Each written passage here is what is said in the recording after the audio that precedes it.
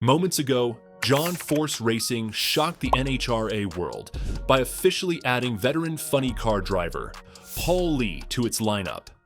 But behind the celebration, questions are exploding inside the team. What does this mean for Brittany Force? What does this mean for Austin Prock's future? And how will one new driver shake the entire foundation of JFR? It happened fast. So fast that even people inside John Force Racing didn't know what to make of it at first. Just after sunrise, JFR issued a short, tightly worded press release. Paul Lee was officially joining the organization. No long explanation, no quotes from drivers, no flashy rollout video. Just a sudden announcement that felt more like a tremor than a celebration. Within minutes, the NHRA world went into chaos. Reporters scrambled to interpret the move. Crew chiefs from rival teams began texting each other. Did you see this? The comment section under JFR's announcement exploded with one question repeated over and over. What does this mean for Brittany and Prock? Inside the JFR shop, the reaction was even more charged. Mechanics paused mid-task. Engineers gathered around laptops, whispering about how another veteran voice might shift the entire technical direction of the team. Some saw opportunity, a stabilizing force joining the operation. Others saw trouble, a new hierarchy forming, new alliances, new pressure points. For years, John Force Racing operated with a fragile, unmistakable balance. Brittany carried the top fuel expectations. Prock had become the rising star, the lightning rod for change. And John Force, aging but fierce, held the whole dynasty together by sheer willpower. Now, suddenly, there was a new piece in the puzzle. A veteran with experience, connections, and influence, stepping into one of the most politically complex teams in the sport. The question spreading through the pits wasn't why Paul Lee joined, it was why now ... And what this unexpected move was really setting into motion. From the outside, the timing looked strange. But inside John Force Racing, this move had been building quietly for months. John Force is a man who sees the sport differently now. Older, wiser, and painfully aware that the team he built over decades is standing at a crossroads. With Prock's uncertainty, Brittany carrying a massive competitive load, and the organization facing pressure from sponsors and performance expectations, Force needed something he hasn't needed in years: reinforcement. Paul Lee brings exactly that. Lee isn't just a driver. He's a businessman, a strategist, and someone who understands the financial and political pressures of high-level NHRA competition. He's survived team collapses, rebuilt from scratch, and emerged with a reputation for calm leadership. In the eyes of Force, that stability matters now more than ever. But there's more beneath the surface. Insiders say Force has been quietly searching for someone who could help shoulder the team's operational and emotional weight. With the NHRA landscape becoming tougher, rising costs, sponsor volatility, new technical demands, Force can no longer run JFR by sheer force of personality. He needs structure. He needs someone who can step into a leadership role without threatening his legacy. Paul Lee fits that role perfectly. Experienced enough to earn respect. Diplomatic enough to avoid internal conflict. Independent enough not to be seen as Force's puppet. Strong enough to push when necessary. Force didn't bring Lee in for publicity. He brought him in for survival. And that's why the timing is so important. JFR has been on unstable ground since Prock's departure, and Brittany, no matter how talented, cannot hold the entire organization together alone. Force knows the next chapter of JFR cannot look like the last. Adding Paul Lee isn't just a roster move. It's Force admitting, quietly, that the team needs new energy to stay alive. Before Paul Lee entered the picture, JFR was walking a razor's edge. Brittany Force stood at the front of the organization, its most proven champion since John himself. But the pressure on her had intensified dramatically. Prock's departure left a hole not just in performance, but in momentum. Sponsors asked questions. Crew members wondered whether the team was moving forward or simply holding on. Meanwhile, John Force's role had been shifting. He's still the emotional core of the organization, but he's no longer the relentless, hands-on leader he once was. Age, health scares, and the natural cycles of the sport have forced him into more of a mentorship position, which leaves a leadership vacuum the team hasn't fully adjusted to. The crew chiefs? They felt the strain. The technical staff? Pulled in two directions, staying loyal to Force's methods while trying to implement modern efficiency. The atmosphere at JFR became a mix of pride, uncertainty, and quiet worry. Then came the biggest problem: identity. For decades, JFR had a clear one: John's fire, John's charisma, John's relentless drive. But with John stepping back, Brittany focused entirely on her performance. And Prock stepping away from the team entirely, JFR suddenly looked like a dynasty without its architect. Sponsors wanted answers. Fans wanted clarity. The NHRA community sensed instability. That was the landscape Paul Lee walked into. A legendary team, still powerful, still respected, but clearly at a crossroads, drifting without the unified direction it once had. And the moment he arrived, everyone inside that shop felt the shift. A new presence had entered the room, calm, steady, and experienced. The question wasn't whether JFR needed someone like Paul Lee. The question was what his arrival would force the rest of the team to confront. John Force Racing has always been built around one gravitational center: John himself. Even as he stepped back, his influence remained the foundation that every decision rested on. Brittany's team, Prock's team, sponsorship negotiations, crew chief strategies, all of it traced back to the Force philosophy. But Paul Lee's arrival changes that instantly. For the first time in years, JFR has another veteran presence with real authority. Someone not raised under the Force way. Someone with his own identity, his own business approach, his own expectations for how a team should run. Inside the organization, that changes everything. Suddenly, crew chiefs who once answered exclusively to Force now have another voice in their ear. Engineers now have a second senior viewpoint. Someone who may advocate for different testing priorities or more aggressive development plans. Even the marketing and sponsorship teams see a new dynamic unfolding. Paul Lee isn't just a driver. He's an influential figure with deep industry ties. And that creates friction. Not hostile friction, strategic friction, because leadership is no longer singular. Brittany's camp may feel pressure to adapt or defend their current path. Prock's former crew members, still lingering around the shop, wonder if Lee will take over roles they expected to fill. Force himself now balances being both a mentor and a referee. Then there's the biggest shift of all. Paul Lee represents the future in a way that John Force no longer can. And everyone inside JFR knows it. Some welcome that shift, some fear it. Some quietly resent having another decision maker in the room. But regardless of how anyone feels, the reality is this.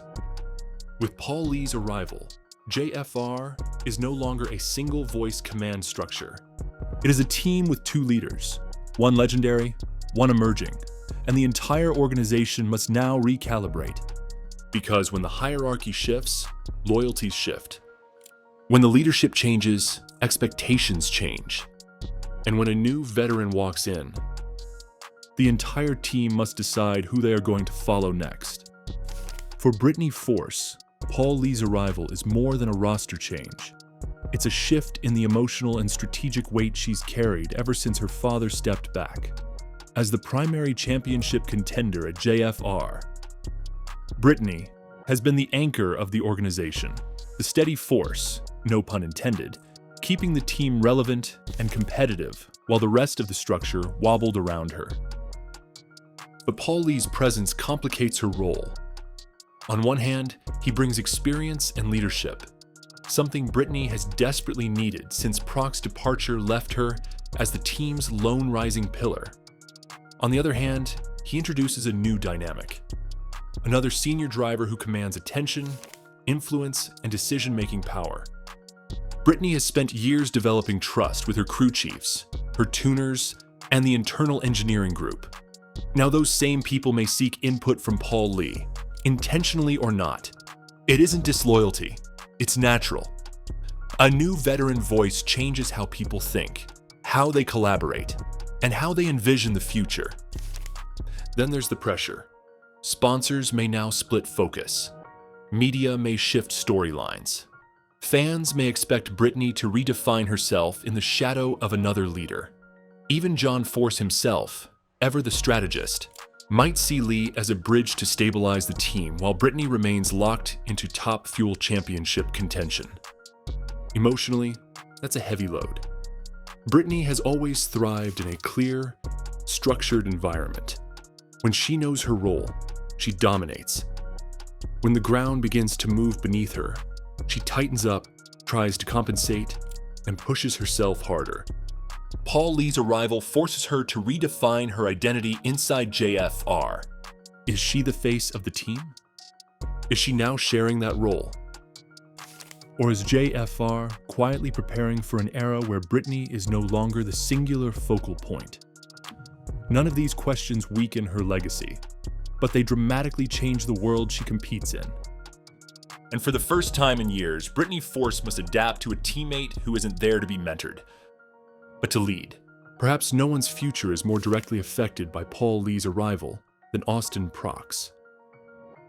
Even though he may no longer be with JFR, the ripple effects of this move hit him harder than anyone else, because it sends a message, loud and clear, about where John Force Racing is heading. Before Lee joined, many believed the door for Prock's return, whether short-term or long-term, was still cracked open. Prock is young, talented, fiery, and deeply connected to the team's history. Fans have always assumed that one day, he and Brittany would be the dual pillars of the JFR dynasty. But Paul Lee changes that narrative. By bringing in a veteran rather than grooming another young star, Force signals that he wants stability now, not 2 years from now. Sponsors who once angled for Prock's return may now see Lee as a safer investment. And from a competitive standpoint, adding Lee may mean fewer resources to support a Prock comeback. Even more telling? Paul Lee's business background.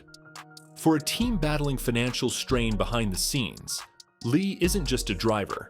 He's someone who can help stabilize the organization off track. That's something Prock cannot offer, no matter how strong his performance on the strip. Then there's the emotional angle. Prock and Force have had a roller coaster relationship. Respect, tension, admiration, frustration. Lee's arrival may indicate that Force is finished waiting for Prock's situation to sort itself out. That he's building a future that doesn't depend on Prock returning at all. Of course, some insiders speculate the opposite. That Lee's arrival may create a more structured, stable environment. One Prock could rejoin later without the internal chaos that pushed him away. But that would require JFR to keep a seat open. And Lee's arrival suggests seats may now be scarce. In short, Paul Lee doesn't close the door on Austin Prock. He forces Prock to knock louder, and sooner, if he wants back in. In every major racing organization, the real story never starts on the track. It starts in the shop. And inside John Force Racing, Paul Lee's arrival has hit each department differently. The funny car crew, already stretched thin, sees Lee as a stabilizing force. Some believe he'll reduce the emotional volatility that's hit the team over the past 2 seasons. Others worry he'll influence technical direction before they've even finished evaluating their current setup. The top fuel team, on the other hand, feels tension. Brittany's crew has enjoyed being the central focus of JFR's competitive efforts.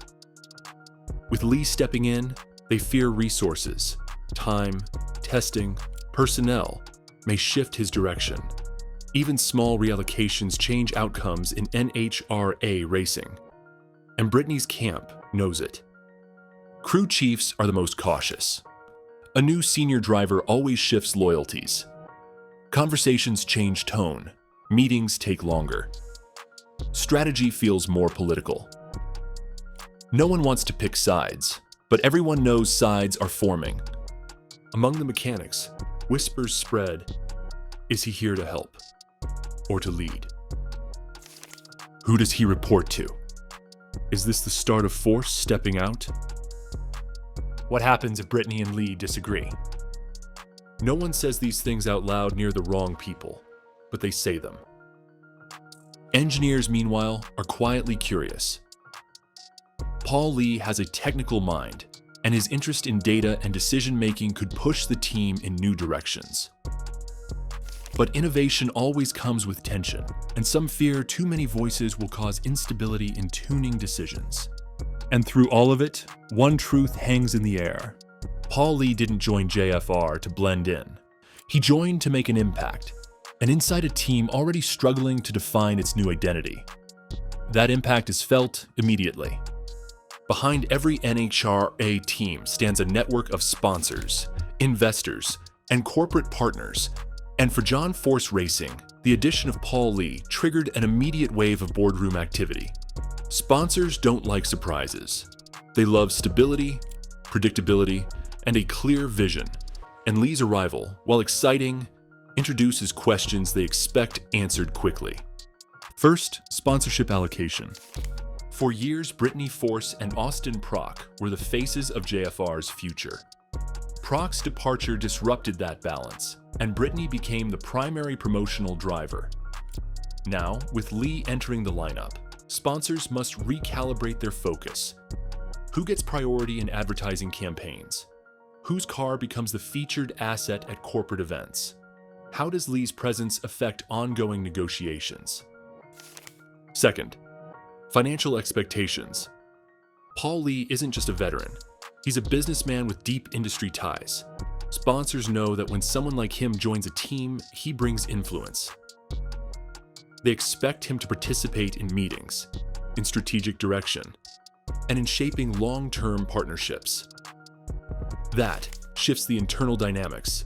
Brittany is no longer the sole voice representing the future. Third, brand messaging.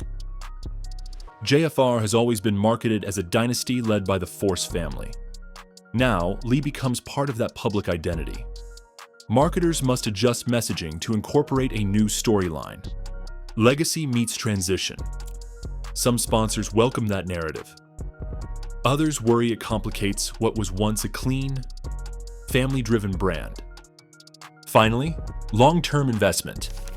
Some partners see Lee's arrival as a positive sign, evidence that JFR is building for longevity beyond John's eventual retirement. Others interpret it as a signal that internal restructuring is underway, and they want to know what that means for their involvement. With every email, phone call, and private meeting, one thing becomes clear. Paul Lee's addition isn't just a racing move, it's a business move. One that forces every sponsor and investor to reevaluate their position within JFR. And in NHRA, business pressure often drives team direction more than performance ever could.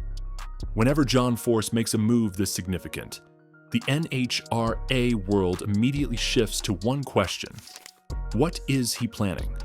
And Paul Lee's addition has ignited more speculation than any JFR decision in years. Some insiders believe this is Force's first major step towards succession planning. At 75, with health scares and a more limited racing schedule, he knows the team cannot rely on him forever. Bringing in another veteran leader gives JFR stability for a future where Force is less involved, or not involved at all. Others insist this is Force doubling down, not stepping aside.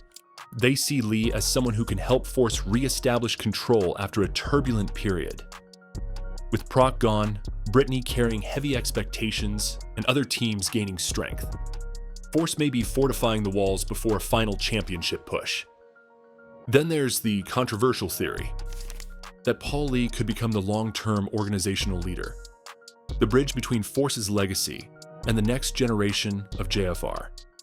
He has business experience, a calm demeanor, and credibility across the NHRA paddock.